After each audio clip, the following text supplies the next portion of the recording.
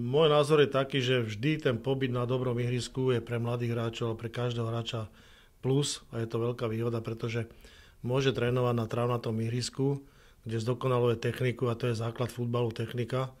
Nielen behať bez lopty, ale práve tá technika, súčinnosť hráčov, kombinácie útočné, obranné, súčinnosť a systém hry celého mužstva. Ja si myslím, že toto pozitívum sa naplnilo a druhá veľmi dôležitá vec, že môžeme hrať so supermi, ktorí na Slovensku nemáme a ktorí sem neprídu na umelú trávu. Sú to rôzne futbalové školy a tí hráči vlastne vidia, že ten futbal sa hrá možno dynamickejšie, možno že disciplinovanejšie, že tí hráči sú väčšie individuality a potom môžu tí naši hráči porovnávať kvalitu s tým súperom. A toto vlastne je veľké plus aj pre trénera, že môže vplývať na hráčov a poukazovať na chyby, ktoré odhalí ten kvalitnejší super.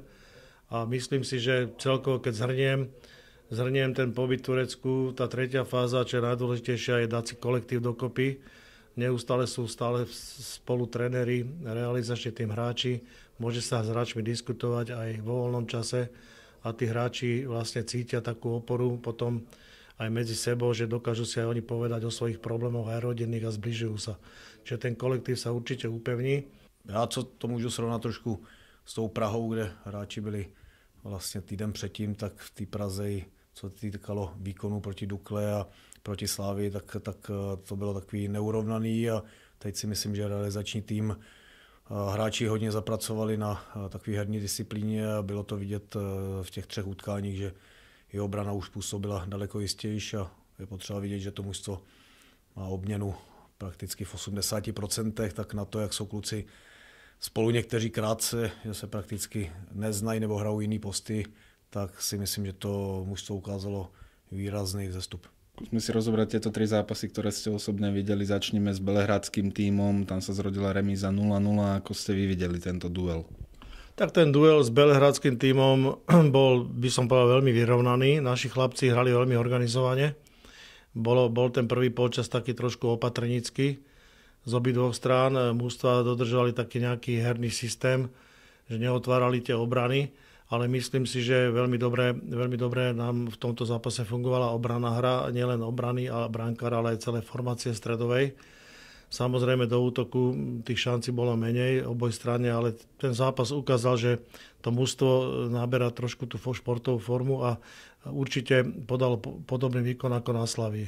Jsem už trenér, takže určitě bych se nechtěl pouštět do hodnocení těch utkání obšírně, to je věc trenéra, takže já to shrnu dám celkově.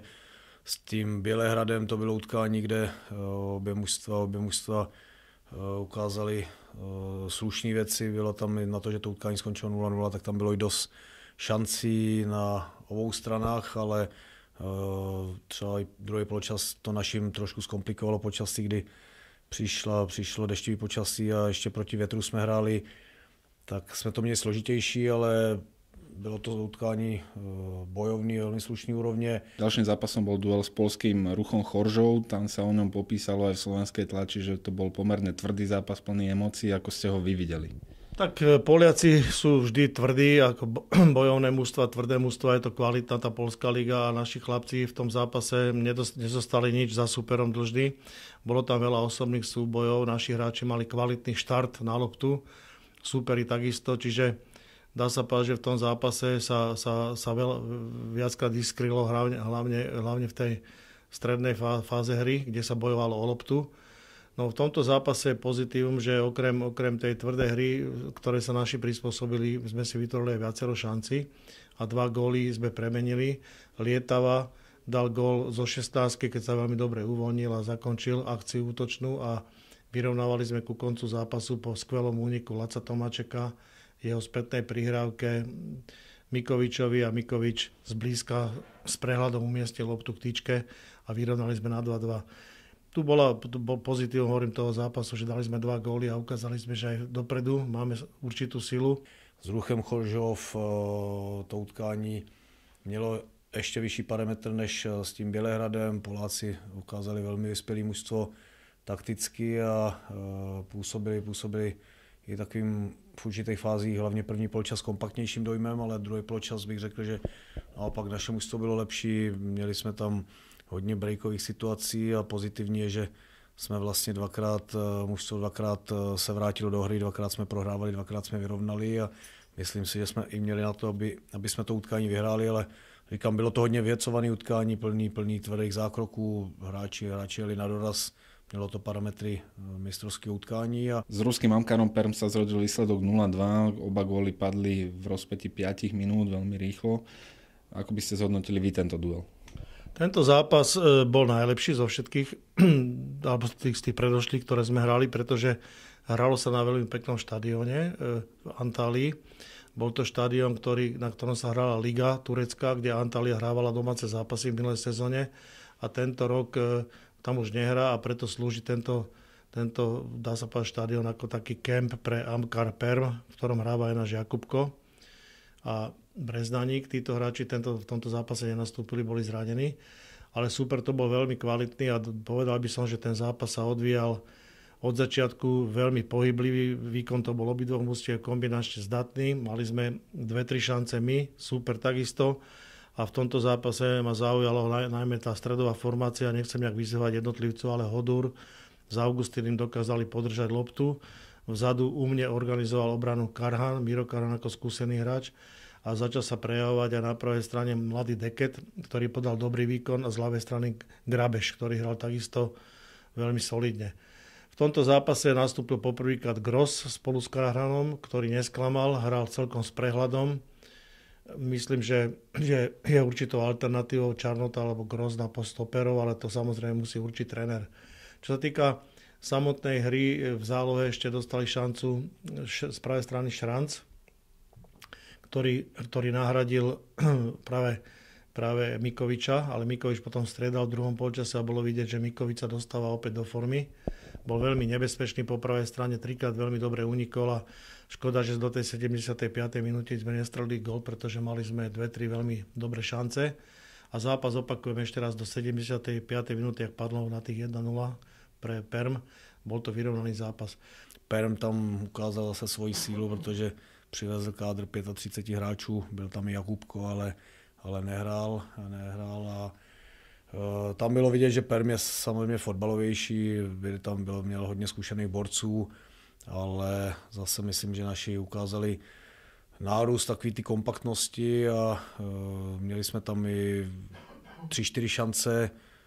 Samozřejmě soupeř hrál 2-0, řekl bych, že v kontextu celého utkání zaslouženě, ale bylo to kvalitní utkání s obrovskou kvalitou u soupeře a je jenom dobře, že se kluci mohli zase měřit a konfrontovat s takovýma mužstvama, počínaje Dukolou a Sláví a končí teďkom Permem. Velmi dobře se ukazuje Ivan Hodur, velmi dobře se ukazuje Augustíny a i další hráči. Mladý Deket si myslím, že může být dobrý fotbalista, ale já spíš kvituju to, že to mužstvo opravdu se buduje relativně nový nebo v novém složení a že za poměrně krátkou dobu ukázalo celkem dosť rýchlej zestup. Mali sme na príprave v Turecku 23 hráčov, 20 hráčov plus 3 brankárov. V juniorke trénuje ďalších 14 hráčov, zostávajú nám otázny ešte zranený Bicák. V príprave s záčkom nebol Gašparík ani Pavelka. Baňovič skúša šťastie v Čechách, čiže máme ten káder zhruba 40-42 členy, je to strašne veľa hráčov, aby sme skôr sa snažili ešte 2-3 hráčov uvoľniť. Ale tí, ktorí boli v Turecku, ukázali, že chlapci na to majú, ten káder sa omladil. Hráči, ktorí sú noví a prišli tam, tak myslím, že vhodne zapadli do kádra. Na nejaké veľké prestupy už myslím v tomto období nebudú, i keď trh je plný hráčov, tých ponúk je dennodenne strašne veľa. Vždy to stojí samozrejme aj na tom, že či ten hráč je vhodný do zostavy, či sa môže zabudovať do mužstva a či ho bude tréner chcieť. Pretože my môžeme doporučiť manažment hráčov rôznych ako do mužstva, ale kľúčový v tomto bude pán tréner, ktorý si určí, s ktorými hráčmi chce pracovať alebo nechce. Takže odpoveď na tú otázku je asi taká, že káder nie je nikdy uzavretý, ale momentálny stav taký, aký je, budeme skúšať ešte v 2 zápasoch. V generálkach na ligu, hlavne tá generálka s Podbrezou o týždeň, alebo týždeň pred ligou by mala byť kľúčová a s týmto kádrom potom by sme išli do ligy. A navázali jsme tam zajímavý kontakt právě při zápasu s Permem, s panem Valovičem, s jedním zahraničním manažerem, který dělá s mladýma hráčema, hlavně Ukrajina, Rusko a dokáže třeba i na druhou stranu zase zajistit prodej těch hráčů. Zajímali ho i některý hráči z našeho mužstva, nebudu je konkretizovat, ale říkal, že tam prostě máme šikovný mladý kluky do budoucna, plus s jedním tureckým manažerem ohledně nějakých možností spolupráce v trénincích a teda, takže vždycky se tam najde někdo zajímavý, ale my jsme tam měli za těch 5 dní hlavně se starat prostě o naše mužstvo a pozjišťovat, v čem třeba my jako servismeni můžeme ještě pomoct a v čem třeba to mužstvo kdyby mělo nedostatky, takže veškerá konzultace probíhala hlavně mezi naším realizákem s Petrem Zelenským, aby jsme věděli, pokud to ještě cítí, že je potřeba někde něco udělat, aby my jsme mohli přijít vlastně s různýma typama různých hráčů nebo možností. Ako vyzerá situácia okolo ľavého obráncu Grabeža, ktorý prišiel z Dubnice? Je jeho príchod dotiahnutý? Bude sa s ním dať počítať do ligy? Preto som sa vrátil aj s kolegom Hoftichom domov z Turecka skôr, aby sme dotiahli tento týždeň hráča Grabeža, ktorý buď teda by prišiel na hostovanie alebo priamo na prestup z Dubnice. Budeme rokovať so zástupcami Dubnice a mali by sme tento týždeň byť v tejto otázke múdrejší do piatku, ale samozrejme s chlapcom počítame. Je to veľmi vhodná náhrada a alternatíva za Luba Hanzela. Záverečná otázka na Matiča. V akom stave sú rokovania s týmto hráčom? Tak tie rokovania už pred Tureckom viac menej boli ukončené. Bol tam určite návrh zo strany klubu na podmienky, ktoré by sme Matičovi vedeli dať. Tieto podmienky v podstate bol o nich oboznámený aj manažer hráča Matiča a zatiaľ k dohode neprišlo.